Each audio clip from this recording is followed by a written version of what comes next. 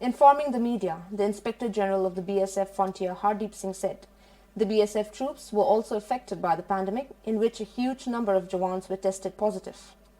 After a lot of efforts, they were able to control the spread of the virus, in which now they are with zero COVID-19 cases.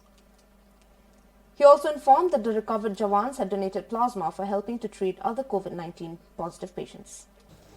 As you must be aware that our troops were also affected with this pandemic, but we controlled it.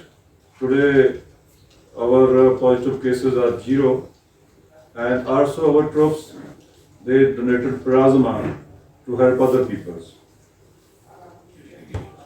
In the border areas, we also took initiative and taken a special drive to brief the border population in the border areas about the awareness that how to control this pandemic, what precautions are required to be taken, how to maintain a social distancing.